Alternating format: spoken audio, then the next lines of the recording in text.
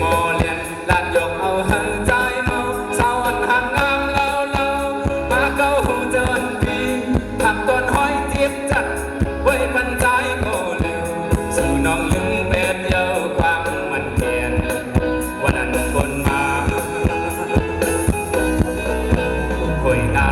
ลำสู่ด้วยเสือหันเจ้าเงินซาหันลุ่นนาวีโกดังเฮินเด็ดเยอะเบิ้ลบ่าวปีคนเห็ดนาสำลำซากูกุมวันสาวน้องฮือเดหักเลยลาคนผ่านเสือเฮาสู่ยันเป็นเฮาขึ้นเมื่อเสือกลมก็มาหันเธอไม่ต้องเมื่อน้องนอนอ่อนน้ำไหลทิ้งเย็นคำลือ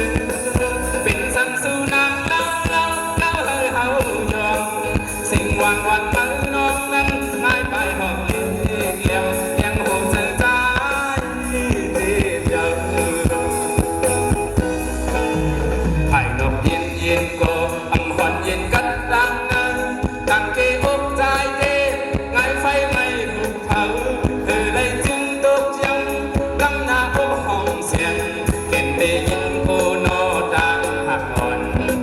เหมือนนางสู่นางย้อนเสียงค่ะเข้าใจครับเอาเกี่ยวให้ไม่ได้หรอกครับเข้าใจตัวตามหรอกครับเข้าใจครับเข้าใจครับ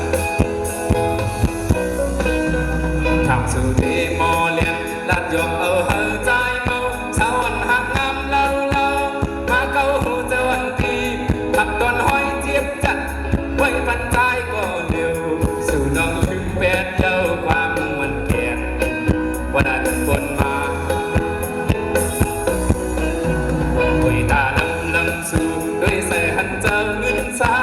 หันลดกาวีโกดังเฮินเด็ดเยอะเบิ้ลเมาปีคนเห็ดนาทำลำซากูกลุ่มวันสาวน้องฮือเดหักเลยลาคนผ่านเจอเฮาสู่ยันเป็นเฮาขึ้นเมื่อเธอจบก็เมื่อหันเจอไม่จนเมื่อนอนปองหักไหลทิ้งเย็นคำลือเป็นสังสู่นางเล่าเฮายอมสิ่งวันเมื่อน้องนั้นง่ายไปหอบเลี้ยงหูเจอใจเจียบไข่ดอกเย็นก็อำหอนเย็นกันดังนั้นตั้งเกอกใจเกไงไฟไม่หุบเผาเธอเลยจึงตกยังกำหน้าอกห้องเสียงเห็นได้ยินโกนอกตามหักอ่อนเหมือนนางสู่นาง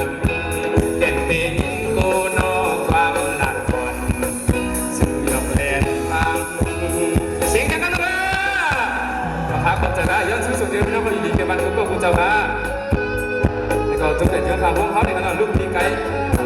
ไปดียากมากเลยนะลูกดังเก่งใหม่พูดมากเลยนะย้อนเสียงมานี้นะขอบใจครับ